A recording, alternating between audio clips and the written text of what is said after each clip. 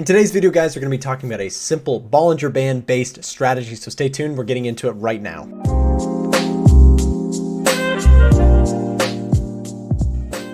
So like I said, we're going to be taking a look at a simple strategy here that you can use on the charts based around the concept of Bollinger Bands. Now, Bollinger Bands, if you don't know what they are, essentially they're a stretch of volatility. You can see they get wider when the markets are moving more, and they get more condensed or tighter when the market is not moving as much. What we can do with the Bollinger Bands, however, that's super special, is we can take advantage of opportunities where the markets get stretched to a significant point.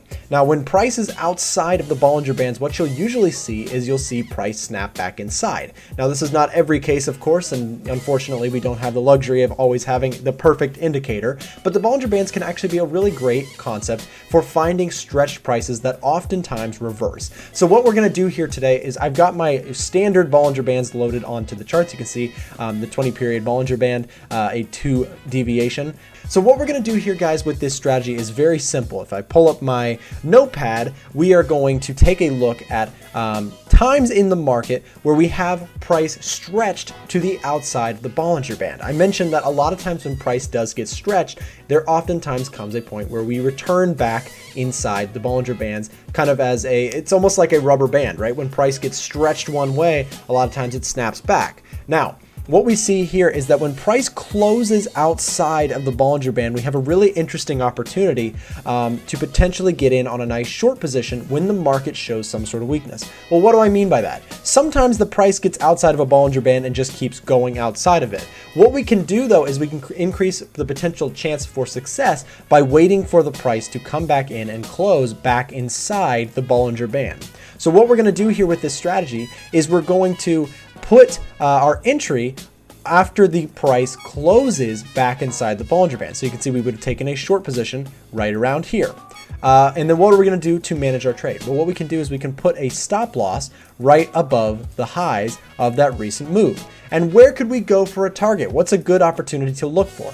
Well, a good opportunity to look for is either one of two places. One, you could target back to that center line, right? That center Bollinger Band level, in this case, a 20 period simple moving average. Since this is a standard Bollinger Band, we're going to have a 20 moving average as the center. So what we're looking to capitalize on is that oftentimes, like I mentioned, when price gets stretched to the upside, we see a nice correction. Once we see price close back inside, we could put our entry right here, and we could actually target the mean or the 20 period moving average, right? And here we already see another scenario where another setup gives us a chance here. You can see we closed outside of the Bollinger Band on this candle, and on the very next candle we were still outside, but this third candle we saw price pop back inside the Bollinger Band. Well, what we could have done is we could have put our stop loss just below the recent lows, and we could have put a target right at the center or the mean or that 20 period moving average, right? That would have been another great trade.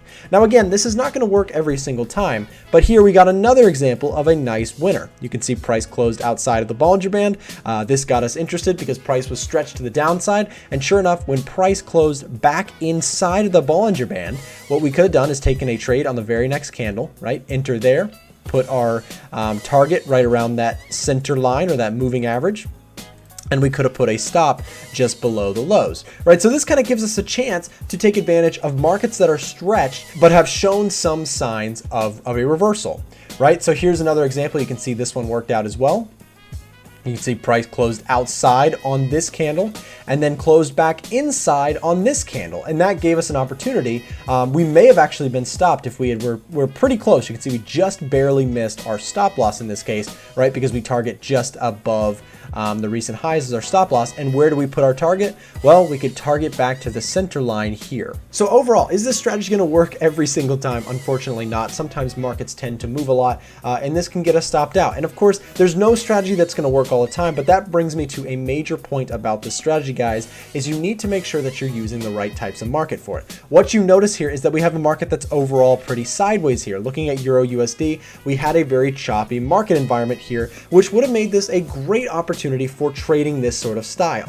Again, when you're looking for reversals, you want to be trading in the context of a market that tends to reverse a good bit. Well, how can you know if a market is tending to reverse a good bit? Well, one of the best ways to do so is to identify that markets are consolidating and will likely continue to consolidate. So look for markets that tend to do so. Right now, you see the pound currency pairs and the yen currency pairs at the time of making this video, they tend to be moving quite a bit. So a Bollinger Band strategy may not be the best one to use on those currency pairs, but something like Euro USD, which has been very choppy the last year or so, could be a great opportunity to use this sort of strategy on. Guys, I hope this video was helpful to you. If it was, make sure you hit that like button and also subscribe to my channel for more content in the future.